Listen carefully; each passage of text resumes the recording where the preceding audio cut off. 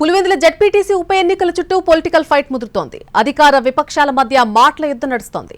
ఎన్నికల్లో కొత్త తరహా రిగ్గింగ్ ను చంద్రబాబు మొదలుపెట్టారు అంటూ ఎంపీ అవినాష్ రెడ్డి ఆరోపించగా మంత్రి రాంప్రసాద్ రెడ్డి కౌంటర్ ఇచ్చారు.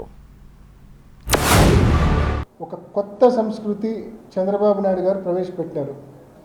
చాలా భయంకరమైన మోడస్ ఆపరండి ఇది. అంటే భయంకరమైన ఆపరేషన్ ఇది. ఒక కొత్త సంస్కృతి ఇది. ఎప్పుడు దేశంలో ఎక్కడా జరిగిండదు ఈ మాదిరి. గతంలో రిగ్గింగ్లు మనం ఎప్పుడో 20 ఏళ్ళ క్రితం చూసింటాం. కానీ రిగ్గింగ్ అంటే ఏంది? ఆ గ్రామంలో వాళ్ళు మాట్లాడుకొని ఏజెంట్కు కొంచెం డబ్బులు ఇచ్చుకొని సెట్ చేసుకోవడం. ఒక గ్రామ వైఎస్ఆర్సీపీని, ఆ గ్రామంలో ఉన్న వైఎస్ఆర్సీపీని ఎదుర్కోవడానికి జిల్లాలోని తెలుగుదేశం క్యాడర్ మొత్తాన్ని బూతుల దగ్గర పెట్టాడు చంద్రబాబు నాయుడు.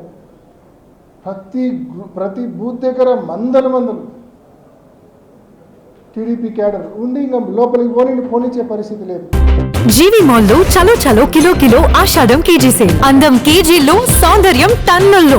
జీవి మాల్ లో చలో చలో కిలో ఆషాఢం కేజీ సేల్. పంచాయతీ ఎన్నికలు అనుకోండి, జెడ్పీటీసీ ఎంపీటీసీ ఎలక్షన్లలో ఎక్కడైనా ఒక నామినేషన్ ఇచ్చిన పాపాన మీరు పోయారా అని అడుగుతున్నాం. ఆ రోజు మీరు సాల్వెన్స్ సర్టిఫికెట్ల కాడి నుంచి, కంప్యూటర్ల చిప్పులు కాడి నుంచి చించేయలేదా? నామినేషన్ ఫారాలు తీసుకొని వచ్చే వాళ్ళను కొట్టి లోపల దొయలేదా? ఇవన్నీ చేసింది మీరు.